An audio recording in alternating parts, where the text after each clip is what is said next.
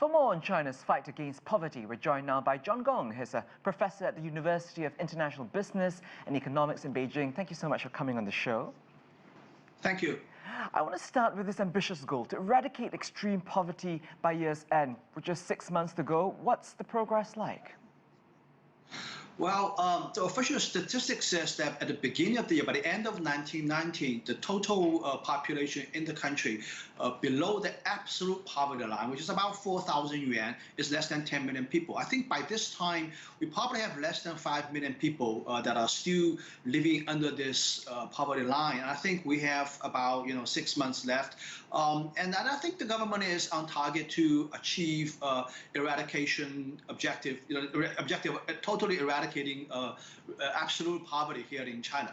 You think about a population less than 5 million compared to a total size of 1.4 billion people. That's a very small number. So I think with the government's determination, with the various levels of government's officials' relentless efforts, I think we are probably going to be pretty much on target to achieve that goal. But of course, this year is very special, as we all know it. Many governments in China under fiscal constraint, but I think we are trying to do everything possible, trying to help these people move out of poverty. So you don't think that with the pandemic and the global recession will have sort of any bearing on the ongoing poverty alleviation efforts?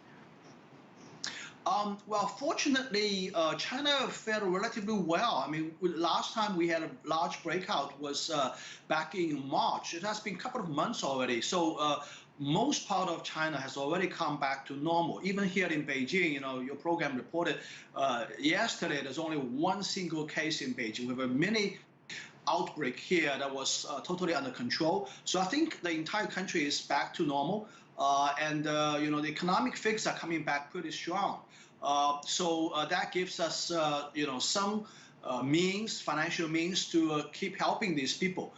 And I think the online platform, especially the digital economy, has done a great job of helping these people. These people's problem is basically more about selling their produce in an economical way. With the government's effort to build roads and build, fast delivery infrastructure into those remote villages, I think it's a lot easier for these people to sell their produce to the entire country and even to the world, actually. And Professor, it's not just about I want to talk about the long-term prospect of some of these measures, because it's not really just about lifting people out of poverty, but ensuring they don't fall back in. Yeah, absolutely. In economics, we have this distinction between what's called the absolute poverty and relative poverty. The relative poverty is always a small percentage of the population that's sort of the least well-off people. So I think the whole objective is to keep these people maintain their current lifestyle, maintain their living standard, not falling back. I think the most important thing is to not just giving them a free check, but helping them to make a living, help them to start a business, help them to try to sell their produce.